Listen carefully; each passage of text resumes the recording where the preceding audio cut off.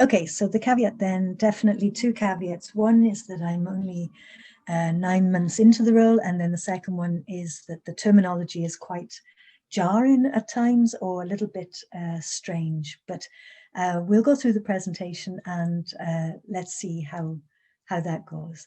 Okay. Is it just showing the one slide, or is it showing the duplex, just the one slide? Just the one slide, and that's fine. So could I go to the next slide, please? Thank you. So the focus of the PPN then, the Public Participation Network, is to help groups participate in local authority decision making. So it's a network, and that's fantastic. It comes with all the benefits of being a network. But ultimately, we want groups to participate in local authority decision making. We want them to be involved in decision making. We want them to be involved in policies. We want them to be really at the centre of what's going on in Dublin City Council. So there are 31 PPNs in the country, and I'm representing Dublin City PPN. So every local authority council in the country has a matching PPN. So there are 4 Dublin, so we have Dunleary and Fingal and South County Dublin, and then I'm Dublin City. We have 846 member organisations in the PPN. Obviously, I'm putting an asterisk at 846 because we don't really know how many have made it through the pandemic, or how many have joined together, or maybe have not actually made it through the pandemic but will exist in a new iteration in another short time. But we're saying 846 because that's what we have in our database, and that's what we're comfortable with. And they come from 3 different sections of the society, but we don't call them sections in the PPN, we call them colleges or pillars.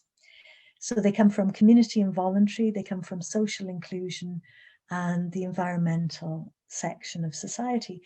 When an organisation joins the PPN, they decide themselves which pillar or which college they would join. So if they feel that they're a social inclusion organisation, but that they use volunteers, but they're more of a social inclusion, they'll stay with social inclusion, but they choose themselves.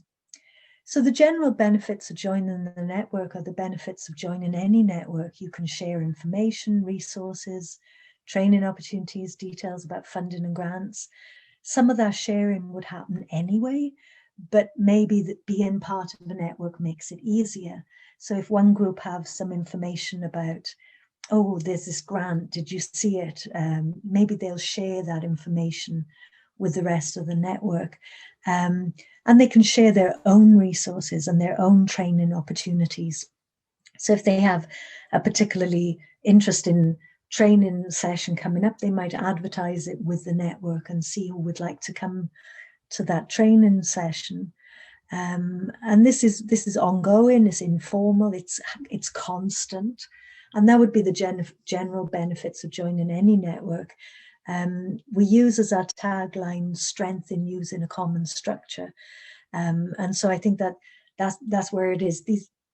This could happen anyway, but it's made easier by being in a formalized common structure. But the real benefits, if we can say that, or the real focus, is that you and your organisation can be nominated onto one of the Dublin City Council committees. So that's the real core of the network. Sure, it's nice that you can find allies and you can find help and you can work together, but the real point of it all, I guess, is that you could be nominated into one of the committees in Dublin City Council, and you could be right at the heart of policy, and you could be helping to define policy about this city that we live and work in. Could I go to the next slide, please, Maria? So Dublin City PPN, we have is 20 seats on some of the council committees and working groups. So they have strategic policy committees within the council. These are called SPCs. And we have 2 seats on traffic and transport, 3 on housing, 2 on the environment SPC, 2 on the planning and urban form SPC, 2 on economic development, 1 on finance, and 2 on arts. So if your organization was involved in housing, you would presumably like to be involved in the housing SPC, or you'd like somebody from your organization to be nominated and elected to sit on that SPC. Or maybe not, maybe you'd prefer to be on the arts, or maybe it makes more sense for you to be in planning. And you're like, well, okay, housing is our focus, but if we don't get into planning, how are we ever going to improve the housing situation of the people that we work with? And we have 5 seats then on the Local Community Development Committee, the LCDC. That's actually very interesting because the 5 seats there are by women, which I think is the only time in the whole PPN where you have a strong kind of female constituency there. And then we have 1 seat on the Joint Policing Committee. So your organization can nominate somebody to sit on these SPCs, to sit on the LCDC, JPC, and that's really at the heart of the Dublin City Council committees and working groups. Some of the reps also then are on subcommittees and steering groups and working groups, but those are our official seats. Next slide, please. So a representative is nominated onto a position. And if there's only 1 person nominated, they can be deemed elected and they go straight through. But if there are a number of people nominated for a seat, we have an election, and it's each organization. So each of the 846 organizations will have 1 vote each. So theoretically, the people from that organization will decide who they'd like to vote for, and they'll vote for somebody that they feel is a strong candidate, would be a good representative. But it gets tricky then. It gets kind of tricky because that rep must represent the views and opinions of the PPN, and not just their own individual views, and not even just their organizational views. So how we do that is that each SPC and JPC and LCDC should have what we're calling linkage groups. And those linkage groups are places where people can discuss what's happening, what's coming up in the committees, what's happening on the agendas, what's happening, what motions are coming up, what needs to be thought about. And also they serve as an apprenticeship for future reps. So a rep, if you were thinking about joining the PPN, you might say, oh, well, I'm really into housing, but I don't want to nominate. I don't want to be nominated or go on the housing committee just yet. I'm not ready for that. So you could come along to some linkage group meetings and find out the types of things that are being talked about and discussed. And it's great now because all of these meetings are online. You can watch them live or you can watch them back. And so in a way you can really apprentice yourself. You can learn about these different groups. You can't follow all of the different activities of the PPN, but if you focused in on one thing, arts, okay, I'm going to watch the arts SPC, and then I'm going to go to the arts linkage group to find out what's going on in this area, because that's my organizational interest and it's also my personal interest.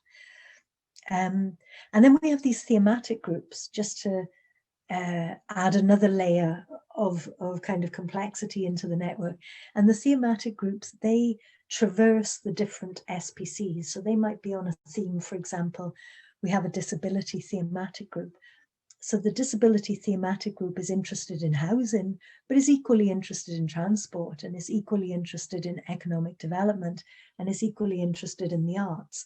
So it goes across the different SPCs, and people within that thematic group decide what they're going to work on, what issues are pertinent to their main goals as organizations, but then obviously as individuals, and then they try and pull it all together within this thematic group.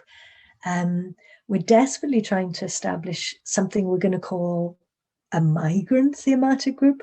That's the working title at the moment, but obviously we would take we would take the opinions of the people in the group as to whether that name is even, we could come up with a better name, and people have talked about interculturality, or you know, a kind of diversity of ethnicity, or we could play around with some different names there. But again, it would be that people who are interested in interculturality might be interested in traffic and transport, or arts, or housing, or economic development, but they could jump around those groups as a member of the migrant thematic group.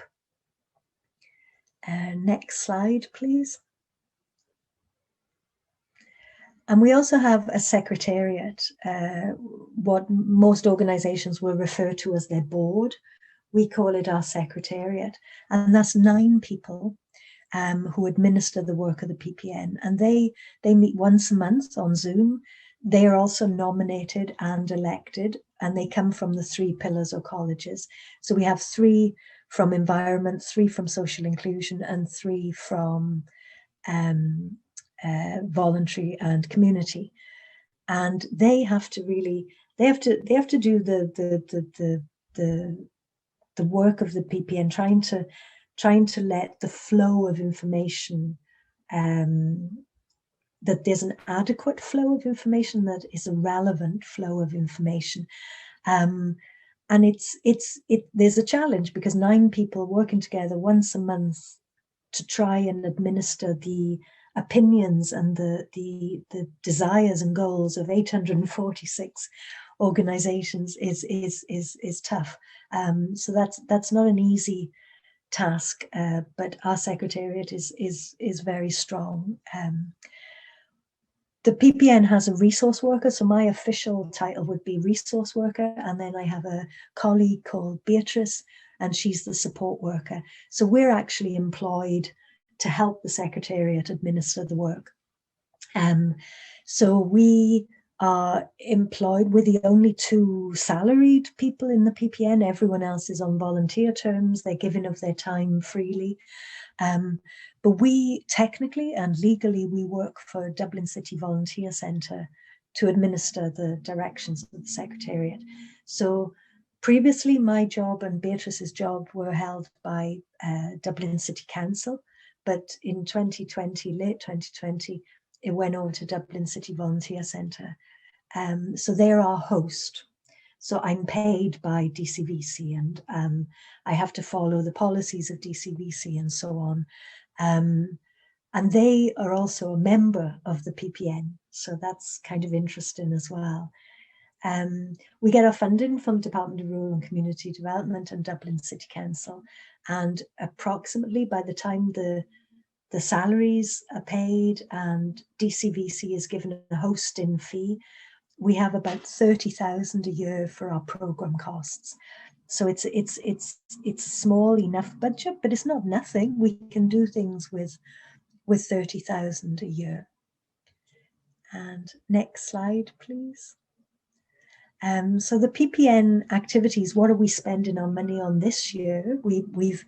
So December 2020, Dublin City Volunteer Centre took over the hosting arrangements from Dublin City Council. And I think that when you look at the 31 PPNs across the country, you'll notice that a lot of the volunteer centres are the hosts for the PPN. It makes sense. They have the infrastructure to be able to do it, and we're in similar areas with working with volunteers and community activists. It's good not to be necessarily in the council if you're working on council committees. I think it gives a neutrality to my role, that I'm not possibly having lunch with people who are on subcommittees, you know. Just from a human point of view, it's easier for me to be neutral when I'm not involved with anything to do with the council. And so we've spent our money really on capacity building training this year. We've been signposting to training. If there's training out there already, we've been saying, hey, look, there's training over here. But we've also tried to deliver some of our own stuff as well. So last week we had a festival of fundraising, and that was a week of fundraising activities and fundraising training and workshops. And We were trying to get Maria to speak on the panel on Thursday night. And we had a panel discussion, we had networking events, because not all, but many of our PPN organizations, they were saying, oh, we're really struggling with fundraising. So we designed and developed a week's worth of activities to try and help, because if an organization is struggling to fund and it's struggling to continue, it's really not going to be able to nominate members of that organization to sit on committees. So this capacity building is not just really for the fun or to spend the budget. It has an end goal, because we want, ideally, every member organization should be able to, if they want to, have somebody on a committee. And for it to be truly participatory, we need people to be able to give their time to the PPN, to the linkage groups, to the thematic groups, to the committees. But if they're struggling to just survive and they're struggling to just, deliver their own work, they're not going to be able to look at the PPN and add extra levels to that work. We've been trying to increase the quality of our communications. We have a weekly PPN bulletin that goes out to all our members, and we have a regular radio slot on Northside Today on Near FM. And just those two small things are starting to really, I think, help the network. The PPN bulletin, we share information from all the different groups, and we also try and update about the committee work and what's happening within the Secretariat. And then the radio, that's almost a weekly advert for different organizations. So that's those two are really helpful pieces of communications that we've been doing this year. And then we've had elections. So we've had 7 new reps, and 3 new reps for SPCs, and then 4 new members of the Secretariat this year. And that's been very interesting, because we've had to do the elections online. So we've used some software called Election Buddy. And it's just been really interesting to do it online. Previously, we would have done it at meetings. But I think everyone feels that far more people can get involved if it's an online ballot that's open for about a week. And it's certainly an easier way of doing things. And then we're supposed to have 2 plenaries a year. So a plenary is when everyone in the organization, everyone in the PPN is invited to an evening event, or an event where we give updates and information. We had one in May, and that was okay. That was fine.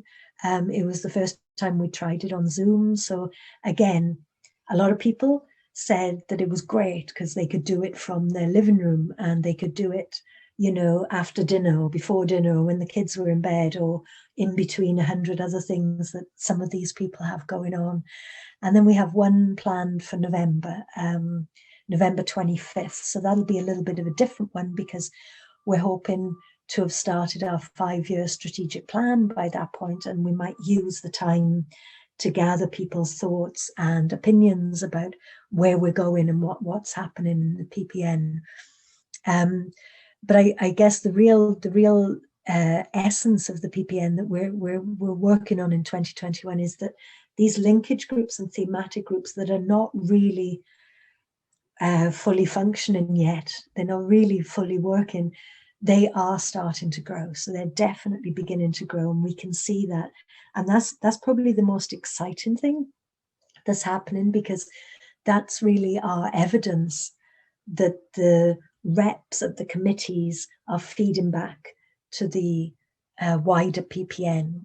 And if those groups really develop and take on their own life cycles and their own energy, and have really excited people involved, then there's no stopping what could possibly happen, because this would ensure that when our current reps have to step down, that there's plenty of people to take over, and there's new exciting ideas, and perhaps we can have more of a gender balance, and perhaps we can get people from migrant communities, and perhaps we can get a much bigger sort of inclusive type of PPN. And the next slide, please. So I made this myself, so you have to excuse, you have to excuse it basically. And I was actually just doing it for myself to see all the different bits and pieces of the PPN. And when I looked at it then on one page, I thought, actually, that's quite straightforward. So in summary, then we've 846 member organizations that come from either the community and voluntary sector, the social inclusion sector, or the environmental sector of Dublin City. We have a secretariat, which is the board of the PPN, and the types of activities we've been doing would be capacity building training, improving communications, elections, and plenaries. We have these linkage groups and thematic groups. One or two are working quite well, but not really to the level that we would like. I mean, there should be at least 7 or 8 linkage groups and 2 or 3 thematic groups, and we're a long way off that. But what's happening is that they're slowly gaining momentum. We have a resource officer and support officer to help the work of the Secretariat and the groups, and to help make sure that there's a flow of information and there's a flow of work. And then the actual everything is leading to these SPCs, JPC and LCDC.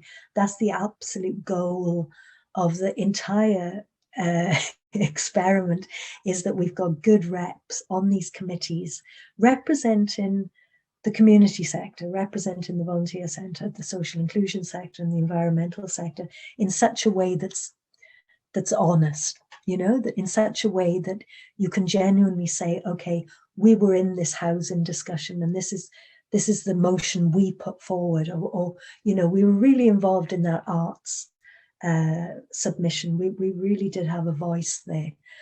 And then those committees should be feeding back the information and updates about local authority decisions back through the training and communication, elections and plenaries.